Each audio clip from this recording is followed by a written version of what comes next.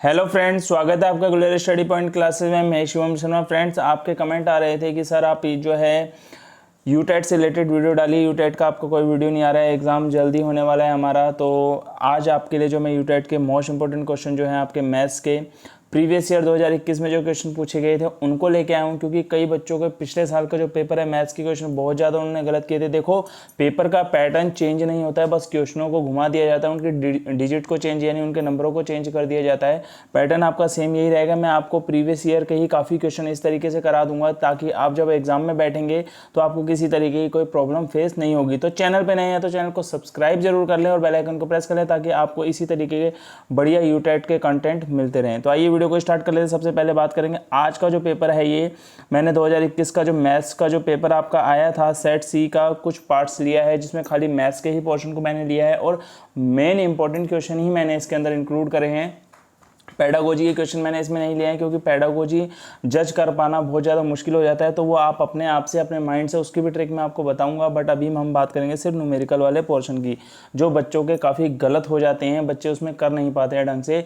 तो उसके लिए आपको मैं शॉर्ट मेथड बताऊंगा कैसे आप उसको ट्रिक को फॉलो करके इस क्वेश्चन को सोल्व कर देते हैं। जैसे कि आप देख रहे हो यूटेट एग्जाम प्रिपरेशन 2022, क्योंकि 2022 का ये यूटेट एग्जाम है, उसकी प्रिपरेशन हम कर रहे हैं। मैथ्स के इंपॉर्टेंट क्वेश्चन में आपके लाया हूँ। प्रीवियस ईयर क्वेश्चन पेपर 2021 से इन क्वेश्चनों को मैंने लिया है। सॉल्यूशन विद शॉर्ट ट्रिक्स, यानी इनके जो सॉल्यूशन होंगे बिल्कुल शॉर्ट मेथड से मैं आपको करवाऊंगा। आइए बात करते हैं, आगे देखेंगे। फर्स्ट क्वेश्चन की तरफ चलते हैं अपने। यहाँ पे आप देख सकते हैं बिल्कुल सिंपल क्वेश्चन लिखा है। जो हिंदी में पढ़ना चाहता है वो हिंदी में पढ़ ले, मैं हिंदी में पढ़ूंगा। बट आपको इंग्लिश में पढ़ना है तो इस तरफ इंग्लिश में भी लिखा हुआ है, कोई दिक्कत वाली बात नहीं है। किसी काम को पी और क्यू मिलकर 12 दिन में करते हैं, क्यू और आर 15 दिन में, तथा आर और पी मिलकर किसी काम को 20 दिनों में क्या कर लेते हैं, समाप्त कर लेते हैं। अब आपको बताना है पी इस काम को अकेला कितने दिन में समाप्त करे। देखो, इस क्वेश्चन को करने का बिल्कुल सिंपल तरीका मैं आपको बता देता हूँ। आपने करना क्या है, आपको ये 3 डिजिट जो दी हैं 12, दूसरा दिया है 15 और तीसरा दिया है 20, इन तीनों का आप पहले एलसीएम निकाल देना। ठीक है, सिंपल सी बात मैं बता रहा हूँ आपको। जब आप इसका एलसीएम निकालेंगे, एलसीएम आपका आएगा 60। ठीक है, अब 12, 15 और 20, 12, 15 और 20, क्योंकि अब हमें क्या करना है, सबकी अलग अलग, यानी ए पी और क्यू की, और क्या कहते हैं क्यू और आर और पी और आर, इनमें से सबकी अलग अलग क्षमताएं हमें पता करनी है कि कौन कितनी क्षमता से काम कर रहा है। ठीक है ना, इस तरीके से हमें पता करना है। तो अब हमें यहाँ देखना कैसे होगा, आप क्या करोगे, 12 के पहाड़े में जितनी बार 60 आता है उसको अलग लिख लो 12 के साथ। 15 की टेबल में कितनी बार आता है 60, उसको लिख लो आप 4 बार। 20 की टेबल में 60 कितनी बार आएगा, 3 बार। तो अब आप यहाँ देखिए 5, 4, 9 और 3, 12, कुल टोटल बार कितनी बार आ रहा है, 12, यानी टोटल कार्य की क्षमता कितनी होगी, 12। वो किस किस की होगी, इस चीज़ को भी आप ध्यान में रखो। पी क्यू की मिला के, क्यू आर की मिला के और आर पी की मिला के होगी। देखो, मेरी बात को समझ, इस चीज़ को नोट कर लेना अपनी नोटबुक में। शॉर्ट मेथड है बिल्कुल, इसको नोट आप कर लेंगे। उसके बाद मैं आगे आपको समझा रहा हूँ क्योंकि स्लाइड हट जाएगी अभी। ठीक है, तो आप यहाँ देखेंगे। अब जो आपको मैंने बता दिया, टोटल क्षमता आपकी कितनी है, 12 आ गई थी 12। अब देखो यहाँ पे पी क्यू, यानी पी क्यू एक बार आ गया, क्यू आर, फिर आर पी। आप यहाँ देखेंगे हर एक जो पर्सन है काम करने वाला है, पी क्यू की फॉर्म में हमने उनको नाम नहीं लिया, पी क्यू की फॉर्म में ले रखा है, तो वो 2-2 बार इंक्लूड हो रखा है, 2-2 बार आ रखा है। इस चीज़ को आप भी समझ रहे हैं। तो आप क्या करेंगे, 12 को 2 से भाग लगा देंगे, कितनी बार जाएगा, 6 बार। यानी आपको यहाँ पता चल गया कि एक पर्सन की जो क्षमता है वो कितनी है, 6 है। ठीक है, समझ रहे मेरी बात को, क्या कहना चाह रहा हूँ, कितनी है, 6 है। अब आप जरा दोबारा क्वेश्चन की तरफ अगर जाएंगे तो आपको यहाँ पता चल गया एक पर्सन की क्षमता कितनी है, 6 है। तो कोई भी आप एक को 6 मान लेंगे, यहाँ पे साइड में लिख लेंगे, नोटबुक में लिखते जाइए आप।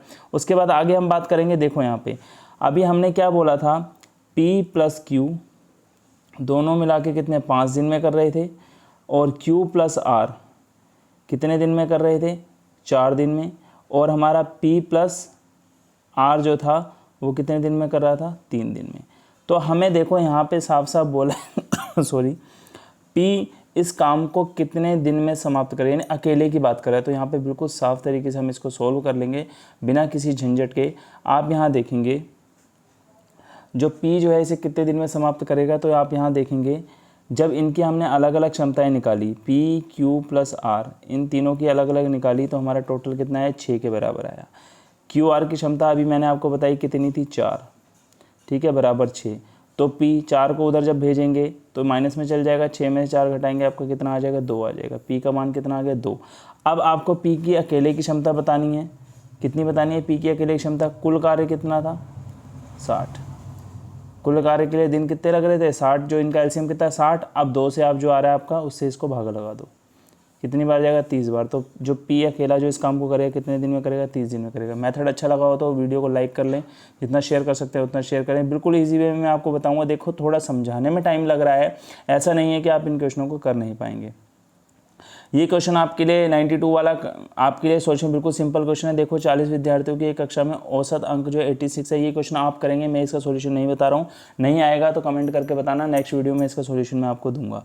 ठीक है, 40 बिल्कुल सिंपल क्वेश्चन है, कुछ नहीं करना, मैं समझा देता हूँ आपको। देखो इसमें लिखा है 40 विद्यार्थियों की कक्षा में, यहाँ पे आप देखेंगे 40 विद्यार्थियों की कक्षा में औसत अंक कितने हैं 86 है, यानी हर एक बच्चे को मान लिया जाए कि 86 अंक उसे को मिले हैं।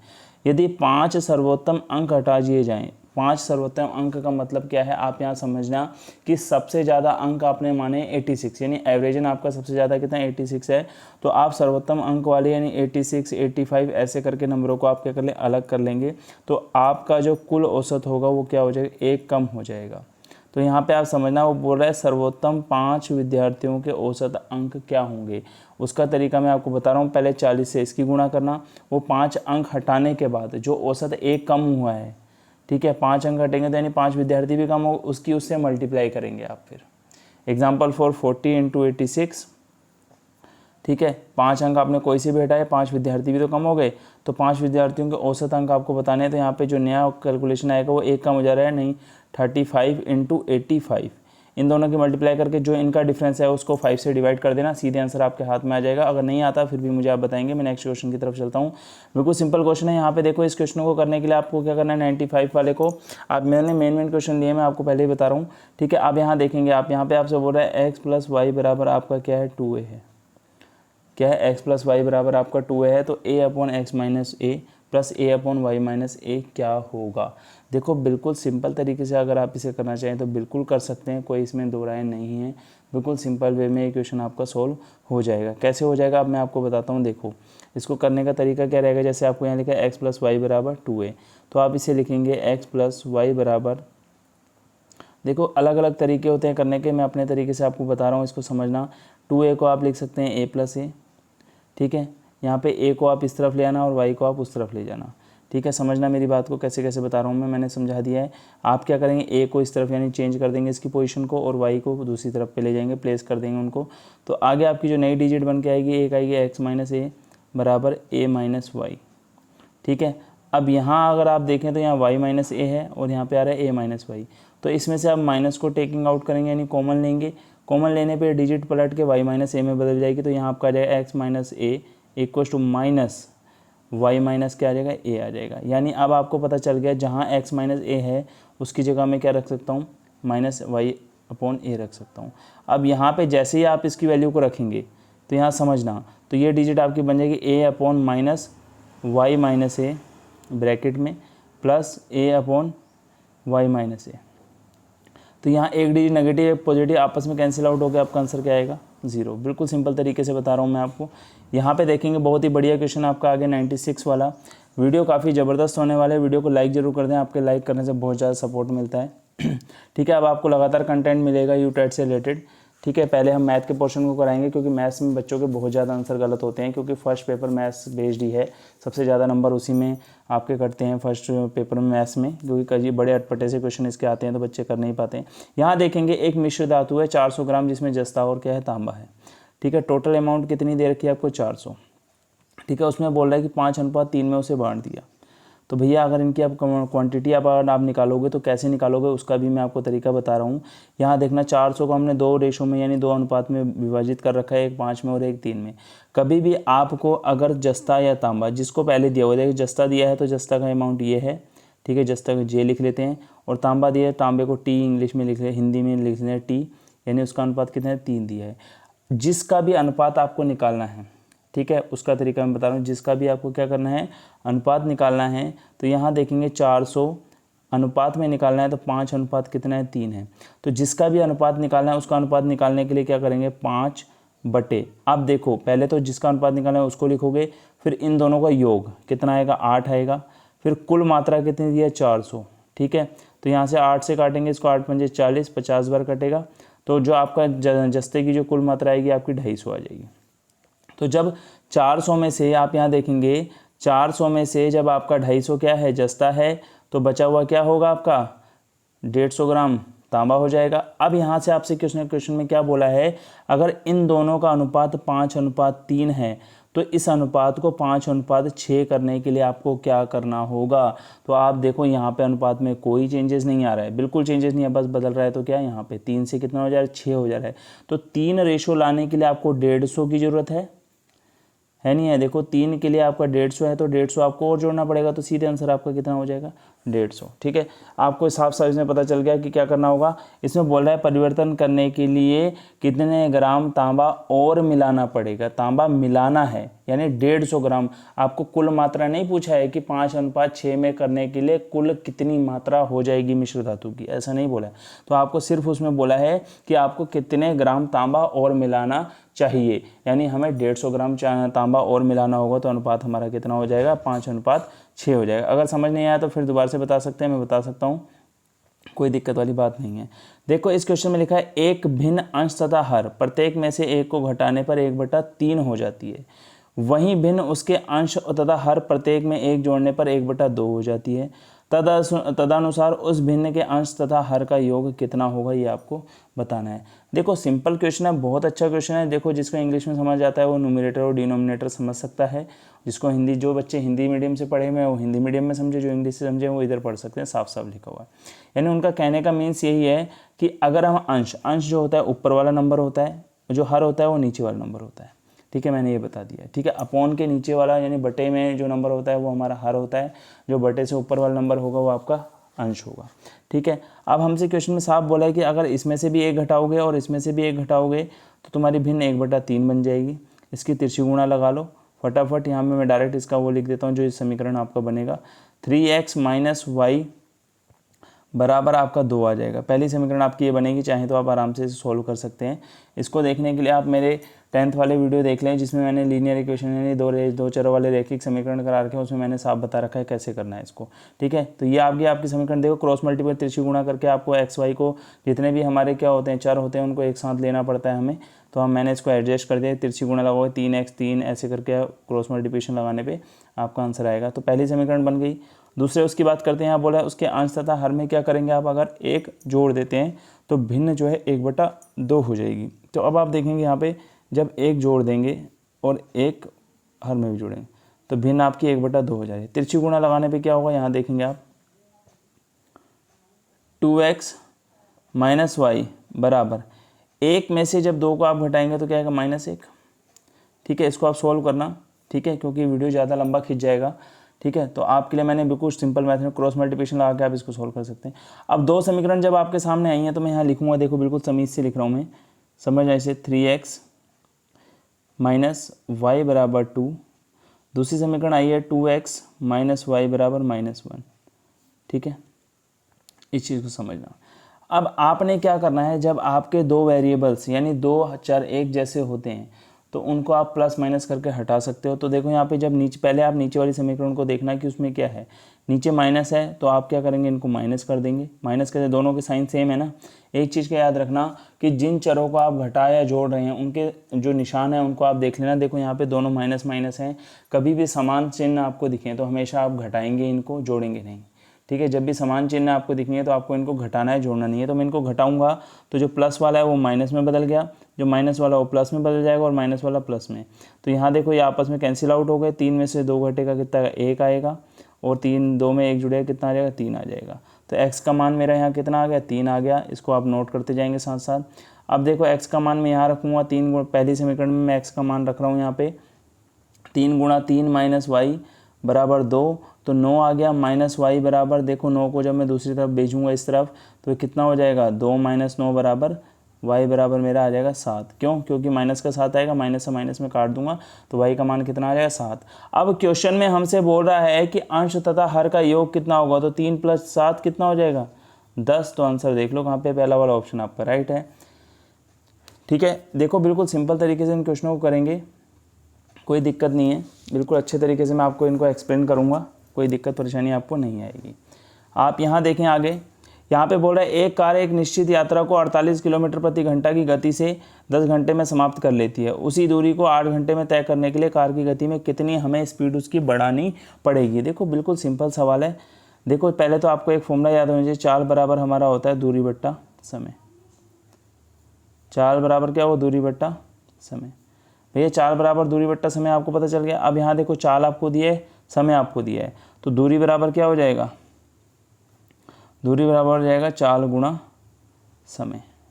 थोड़ा मेरी राइटिंग की तरफ मत जाना क्योंकि मुझे लिखने में इसमें थोड़ा सा हाथ फिसल रहा है, तो आप समझ सकते हैं मजबूरी को। तो चाल बराबर हमारी 48 गुणा 10 हो जाएगी, यानी टोटल दूरी जो आपकी आ जाएगी 480 किलोमीटर प्रति 480 किलोमीटर आपकी दूरी आ जाएगी। अब आपसे कह रहा है कि 8 घंटे में जब ये तय करेगा, तो 8 घंटे में तय करने पर गति में चाल आपको निकालनी है, इस चीज़ का ध्यान रखना। तो देखो भैया मैंने चाल बराबर आपको अभी बताया था क्या होता है, दूरी बट्टा समय। अब बताया था नहीं बताया था। तो देखो दूरी आपकी 480 है, समय आपको 8 घंटा बोला है, तो चाल आपकी कितनी आ जाएगी 60 किलोमीटर पर घंटा। ठीक है, 60 किलोमीटर पर घंटा आपकी यहाँ चाल आ चुकी है। अब इसके बाद आगे देखेंगे, उसने बोला है कि गति में कितनी वृद्धि की जाए। देखो 48 आपकी पहले ही थी, आपको कितना बनाना है 60। 48 को 60 बनाने के लिए कितना जोड़ोगे 12, कितना जोड़ोगे 12। ठीक है, तो आपका आंसर आएगा 12 किलोमीटर प्रति घंटा की उसमें क्या हो जाएगी, वृद्धि हो जाएगी। देखो इस क्वेश्चन को करने के लिए मैं सिंपल तरीका आपको बता देता हूँ, इसको आप खुद से सॉल्व करेंगे क्योंकि इन जगहों पे क्वेश्चन सॉल्व नहीं हो पाएंगे। ठीक है, यहाँ पे स्पेस कम पड़ता है, फिर भी मैं आपको इसका आंसर बता देता हूँ। 81/40 आएगा। अब वो कैसे आएगा उस चीज़ का मैं बता देता हूँ। देखो 2160 का आप एलसीएम निकालना। ठीक है, पहले 2 से इसे डिवाइड करेंगे, फिर 3 से करेंगे, फिर 5 से, क्योंकि तीनों डिजिट ये इसके अंदर आएंगी ही आएंगी। ठीक है, एलसीएम लेने पे। तो उसके बाद क्या करना है कि आपका एलसीएम लेने पे 2 जितनी बार आ रहा है वो 2 की पावर ए जैसे दिया है ना, तो वो ए का मान हो जाएगा। जैसे मान लीजिए आपने जब इसको भागा दिया तो 2 आपका 4 बार या 5 बार कितनी बार भी आया, तो वो आपका ए का मान होगा। 3 की घात कितने बी, मान लो 3 आपका 3 बार आ गया तो बी का मान आपका 3 हो जाएगा। ठीक है, मान लीजिए सी जो है 5 जो है एक बार आया तो सी का मान आपका कितना 1 हो जाएगा। तो वो मान जब आप यहाँ रखेंगे तो उसको सोल्व करके आपका आंसर 81/40 आ जाएगा। नहीं आएगा कमेंट करके बताइएगा, मैं आपको बता दूंगा। देखो 100 वाला क्वेश्चन बिल्कुल ईजी है, इसको आप खुद कर लेना। 1 महीने में दिन विन ऊपर नीचे करने वाला है, या आप क्वेश्चन खुद कर सकते हैं, इसमें मुझे बताने की कोई ज़रूरत नहीं है। जो आपका बढ़िया क्वेश्चन है वो क्वेश्चन मैं बता रहा हूँ। देखो यहाँ पे यदि एक कमरे की लंबाई तथा चौड़ाई को 10% बढ़ा या घटा दिया जाए तो उसकी चौड़ाई और उसकी ऊंचाई 5% बढ़ा दी जाए तो उसके नए कमरे के आयतन में कितना फ़र्क पड़ेगा। देखो बिल्कुल सिंपल तरीके से आप कुछ भी इसको ले सकते हो। अगर आप मान लीजिए नॉर्मल तरीके से भी अगर आप बात करते हैं, अगर आप क्या करें कमरे की आयतन की अगर हम बात करें तो आयतन का जो फॉर्मूला वॉल्यूम जिसको बोलते हैं V बराबर होता है L गुणा B इंटू H, लंबाई गुणा चौड़ाई गुणा ऊंचाई, ये होता है। ठीक है, आयतन को हमने अभी V ही मान रखा है, अभी हमें पता नहीं है कि आयतन कितना है। मान लो कि लंबाई को तुमने 100 मान लिया, चौड़ाई को भी आपने 100 मान लिया, ठीक है, और ऊंचाई को भी क्या मान लिया आपने 100 मान लिया। ठीक है, अब यहाँ इस चीज़ को समझेंगे, कैसे समझना है आपको। देखो उसने बोला है कि लंबाई और चौड़ाई को आपके 10% घटा देंगे। 100 का 10% घटाएंगे, 10 घटाएंगे तो यहाँ 90 आएगा आपका। यहाँ पे इसका 20% घटाएंगे तो 80 आएगा। ठीक है, और ऊंचाई में क्या करना 5% बढ़ा देना है, 10 पंजे 50, कितना 5% बढ़ाएंगे, नहीं कितना हो जाएगा 105 हो जाएगा। तो इन सब की आप गुणा करेंगे, जो आएगा उसको लिखेंगे। ठीक है, ऊपर वाले की गुणा करके लिखेंगे जो आएगा, दोनों को आपस में माइनस करना है आपने। इन दोनों का माइनस करने के बाद जो आएगा, इसका जो वैल्यू आएगा मल्टीप्लाई करके और इसका जो वैल्यू आएगा मल्टीप्लाई करके, दोनों को आपस में आपने माइनस कर देना है। जो आपका बचता है उसको लिखेंगे यहाँ पे ऊपर और इसके मल्टीप्लाई को लिखेंगे आप नीचे और गुणा कर देंगे 100। ठीक है, सीधे आपका आंसर निकल के आ जाएगा। इसका आंसर है 24.4%। ठीक है, मैंने आपको बता दिया। ये सिंपल बहुत ही क्वेश्चन बहुत ज़्यादा सिंपल है। यदि संख्या 5, 1, 3, 2, 4, 1, 6 पी से विभाज्य है तो पी के स्थान पर कौन सा अंक आएगा। आंसर पहले ही मैं आपको बताया था, आंसर होगा इसका 8। अब इसका आंसर कैसे निकलेगा देखो, 5, 1, 3, 2, 4, 1, 6 पी। अब पी की जगह क्या मान रखना है, तो देखो 3 से संख्या वही विभाज्य होती है जो 3 का क्या हो, गुणनखंड या 3 का मल्टीपल हो, जो 3 के पहाड़े में आ सकता हो। तो आप इसको करने का तरीका क्या होता है, जितने भी अंक होंगे सबको आपने जोड़ देना है। अगर वो 3 से भाग हो जाते हैं तो आप वो आंसर सही होगा। कैसे जोड़ोगे देखो, जैसे 5 + 1 + 3 + 2 +4 +1 +6। अब प्लस यहाँ पे क्या अंक आएगा उसका भी हम देख लेते हैं। 6 और 1 7, 4 11, 11 और 2 13, 13 और 3 16, 16 और 1 17, 17 5 22, 22 में आप 8 जोड़ेंगे तो 30 हो जाएगा। 30 जो है आपका किससे डिवाइड हो जाएगा, 3 से भाग चल जाएगा।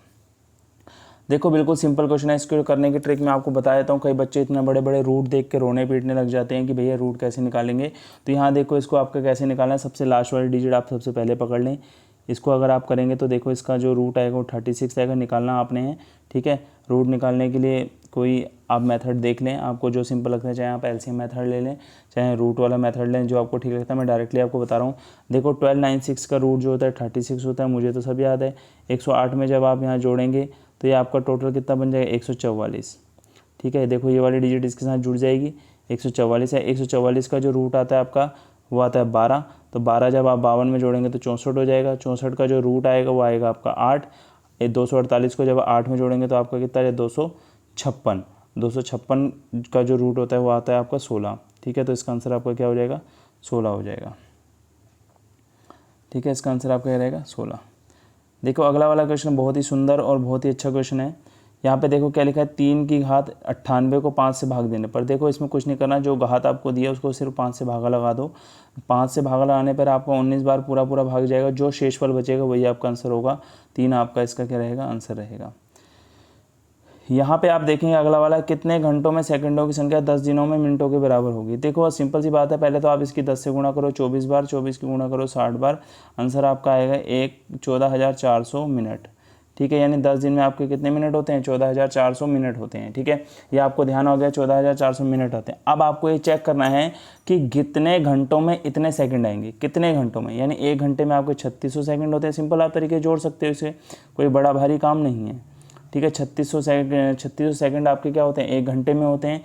अब आप गुणा करके चेक करते रहो, सीधे 4 से गुणा कर लो, क्योंकि देखो 4 तियाँ 12 निकट आ रहा है। 4 0 0, 4 6 24 का 4 हाथ लगा 2, 4 तियाँ 12 और 2 14, यानी 1404 आ गया। यानी 4 घंटे में ये टाइम आपका कंप्लीट हो जाएगा, कोई दिक्कत वाली बात नहीं। अब ये आ गया थोड़ा ट्रिकी टाइप का क्वेश्चन। ये क्वेश्चन को आपको सिर्फ आंसर की जरूरत पड़ेगी और थोड़ा दिमाग लगाना पड़ेगा।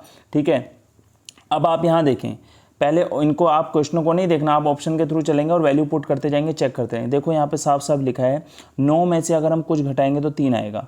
तो देखो 9 में से 9 घटा के 3 तो आ नहीं सकता, पहला ऑप्शन बिल्कुल गलत हो गया। 9 में से 3 घटा के भी 3 नहीं आ सकता, दूसरा ऑप्शन भी गलत हो गया। ठीक है, अब तीसरे ऑप्शन के अभी तक हम चलेंगे, पहले हम बात करते हैं दूसरे वाली। देखो 9 में से 4 भी आप घटाओगे तो भी आपका 3 नहीं आएगा। 8 में से 4 घटाओगे तो भी 3 नहीं आएगा, और 7 में से जब आप 4 घटाते हो तब 3 आता है। तो इतना पीछे ये नंबर जाएगा नहीं, आपका सी वाला आंसर इज राइट आंसर। ठीक है, इस तरीके से आप इसको ध्यान में रखेंगे। ट्रिकी है, कुछ कुछ क्वेश्चन ऐसे होते हैं जो आंसर में उनके आंसर छुपे होते हैं, तो इनको आपको ऐसे ही करना है। ये क्वेश्चन आपके लिए सिंपल है। 1007 का वर्गमूल निकालना है। वर्गमूल निकालना मैं यहाँ सिखा नहीं सकता क्योंकि काफ़ी लंबी प्रोसेस हो जाएगी। यहाँ पे देखेंगे आप, बहुत अच्छा क्वेश्चन आ गया। यहाँ पे बोल रहा है एक घन का आयतन 64 सेंटीमीटर क्यूब है, घन का कुल पृष्ठीय क्षेत्रफल। देखो घन का आयतन आपको दिया हुआ है, घन का आयतन होता है भुजा का क्यूब, यानी 64। ठीक है, अब इसका आप हिसाब निकालेंगे तो भुजा आपकी 4 आ जाएगी। उसके बाद क्षेत्रफल आप निकाल सकते हैं। कुल क्षेत्रफल निकालना है 6 इंटू भुजा का स्क्वायर। ठीक है, 6 इंटू भुजा कितनी थी हमारी, 4, 4 चौक 16 आ जाएगा, और 16 छिक्के आपका कितना होता है, 96। Answer is 96। ठीक है, आगे आ जाते हैं। यहाँ पे सिंपल आपको करना है, कुछ कुछ क्वेश्चन मैं आपको इसलिए घर के लिए दे रहा हूँ ताकि आप खुद से कर सकें, बहुत अच्छा लगेगा। 5 अंकों वाली सबसे बड़ी पूर्ण वर्ग संख्या, इसका आंसर है आपका 99856। इसको आपको सोल्व करना है। किससे करना है, वर्ग निकालने वाली विधि से करना है। एलसीएम निकाल के भी आप कर सकते हैं, कोई दिक्कत नहीं। ये सिंपल प्राइम फैक्टराइजेशन यानी भिन्न वाला क्वेश्चन आ गया, इसको आप जोड़ घटा के कर सकते हैं। मेरे को इतना ज़्यादा इसमें कोई लोड लेने की ज़रूरत नहीं है। इस क्वेश्चनों को करने के लिए देखो यहाँ के लिखा है 3 तथा 200 के बीच में 7 से विभाजित होने वाली संख्या। अगर आप लोगों ने एपी पढ़ी है तो उसके लिए आपको एपी की ज़रूरत यहाँ पड़ेगी। यहाँ पे हमसे बोल रहा है कि 3 तथा 200 के बीच में सभी प्राकृत संख्या कितनी हो। देखो यहाँ पे साफ सीधी बात है, 200 के बीच की बात कर रहा है तो हम 200 को नहीं ले सकते। 7 से विभाजित होने वाली संख्या हमारी 7 से स्टार्ट होगी, क्योंकि 3 से बड़ी संख्या ऐसी होती है, 7 ही है वो जो 7 से विभाजित होगा। ठीक है, उसके बाद आगे हम बढ़ते जाएंगे, 14 करके डॉट डॉट डॉट करके हम आगे जाएंगे। तो 2 से जो छोटा नंबर हम देख लेते हैं, 7 दूनी 14 7 8 56, 7 8 56, 7 8 56 4 196, यानी आपका कितना आ जाए 196। ठीक है, यहाँ पे आपका जो देखो यहाँ पे अब AP का फूल सूत्र आप कैसे लगाएंगे मैं बता देता हूँ। AP का जो सूत्र होता है A+AN-1 इंटू डी हो जाएगा, ठीक है। अब डी आप कहेंगे सर यहाँ डी क्या होता है, डी होता है हमारा इनके बीच का अंतर। अब आप देखो 7 से ही विभाजित संख्या पूछ रहा है तो इसका अंतर कितना 7 का, ये हर संख्या में 7 का अंतर होगा, डी का मान आपका 7 हो जाएगा। अब पूछ रहा है कितनी संख्याएं होंगी, कितनी यानी एन का मान आपको निकालना है। ए एन का मान आपको 196 क्योंकि आखिरी संख्या जो होती है आपकी वही ए एन का मान होती है। ए जो आपका सबसे पहला रहा होगा 7 आपका सबसे पहला संख्या है। n-1 इंटू डी, डी आपका क्या है जो मैंने बताया था उसका अंतर। 7 को आप इधर भेजें 189 आ जाएगा माइनस करके, इक्वस टू 7 से गुणा करेंगे 7n, अंदर गुणा करेंगे -7, फिर ये माइनस का 7 इधर आके दोबारा इसमें जुड़ जाएगा, ठीक है। देखो 189 में जब आप 7 जोड़ोगे और बराबर में आपका 7n रहेगा तो इसमें जोड़ोगे तो 196 हो जाएगा और ये n जो है आपका यहाँ ऐसे ही रहने देते हैं। 7 से 196 को काटोगे तो आप कितनी बार काट सकते हैं, 7 दूनी 14, 7 अट्ठे 56, यानी आंसर इसका आपका कितना है 28 आ जाएगा। बिल्कुल सिंपल तरीके के क्वेश्चन है, कोई इतना ज़्यादा आपको दिमाग लगाना नहीं है। देखो इसके करने से पहले मैं आपको बताता हूँ एक सूत्र होता है हमारा L इंटू, यानी L मतलब एलसीएम, H मतलब HCF बराबर दोनों संख्याओं की गुणा, दोनों संख्याओं की गुणा, ठीक है। अब दोनों संख्या आपकी क्या दी है मैं बता देता हूँ। देखो यहाँ पे आपको पहली संख्या दी है एक A, दूसरा दिया है 8, एलसीएम आपको दिया है 4 और HCF आपको HCF आपको दिया है 4 और एलसीएम आपको दिया है कितना 24। 8 से काटे 24 को 3 बार, 4 दिया कितना आ जाएगा 12, आंसर आपका क्या आ जाएगा 12, ठीक है। अब इस क्वेश्चन को करने के लिए क्या बोल रहा है, आपसे एक वृत्त बनाना है, ठीक है। इसके व्यास जो है आपका व्यास, देखो व्यास दो तरीके से नापा जाता है, चाहे आप ऐसे नाप लें चाहे ऐसे नाप लें, ठीक है। सर्कल का व्यास बराबर होता है। तो आपसे कह रहा है कि इसका व्यास कितना 80 मीटर है, तो इसकी जो त्रिज्या होगी वो कितनी हुई 40 हो जाएगी, 40 ये वाली होगी, 40 ये, हर भुजा मतलब 40-40 हुई। अब वो कह रहा है कि इसमें अगर हम एक वर्गाकार खेल का मैदान बनाए तो वर्गाकार कैसे बनेगा, ऐसे, जिसकी चारों भुजाएं बराबर होनी चाहिए, ऐसे बनेगा अंदर की तरफ। तो भैया देखो उसको निकालने के लिए आपको क्या करना हो, पाइथागोरस प्रमेय आप लोगों ने पढ़ी है, जिसे नहीं पढ़ी है वो समझ ले। यहाँ पे कैसे निकालेंगे, देखो हमें ये वाली साइड नहीं दी है, हमें ये दो का पता है, ठीक है, 20 से मैं बता रहा हूँ। तो हम क्या करेंगे, कर्ण का वर्ग होता है बराबर लंब का वर्ग प्लस आधार का वर्ग, ठीक है, जिसे हम बोलते हैं हाइपोटेन्यूज का square, perpendicular square plus base का स्क्वायर, ठीक है, ये आपका होता है। तो अब आपको देखो यहाँ पे जो हाइपो है h² आपको नहीं दिया है, p आपका दिया हुआ है कितना 40 का स्क्वायर, दूसरा वाला भी आपका 40 का स्क्वायर यानी 1600 प्लस 1600, ठीक है, कितना आ जाएगा 3200 आ जाएगा। अभी आपका आंसर नहीं आया है, h का मान निकालेंगे तो 3200 का रूट निकालेंगे, तो 3200 का जो रूट आएगा वो आपका 40√2 आएगा। ये निकालना आप सीख लीजिएगा, बहुत इंपॉर्टेंट चीज़ है ये, इसको बिल्कुल मिस मत करना आप। कितना आ जाएगा 40√2 आ जाएगा। अब आपको निकालना है वर्ग का क्षेत्रफल, यानी वर्ग का क्षेत्रफल होता है भुजा का वर्ग, वर्ग का क्षेत्रफल जो होता है वो होता है भुजा का वर्ग, भुजा का वर्ग यानी 40√2 का वर्ग, यानी 40 का वर्ग हुआ 1600, √2 का वर्ग आएगा 2, यानी 16 दूनी 32, आंसर जो आपका आएगा 32 है। तो आज के इस वीडियो में आपके लिए इंपॉर्टेंट क्वेश्चन आया था। अब लगातार आपको यूटेट से रिलेटेड कंटेंट मिलते रहेंगे मेरे चैनल पे, तो चैनल पे बन रहे वीडियो को जितना शेयर कर सकते हैं उतना शेयर कीजिए। अगर क्वेश्चन अच्छे लगे हो तो वीडियो को लाइक कीजिए, वीडियो को शेयर कीजिए, चैनल को सब्सक्राइब कीजिए। मिलते हैं नेक्स्ट वीडियो के साथ, थैंक यू।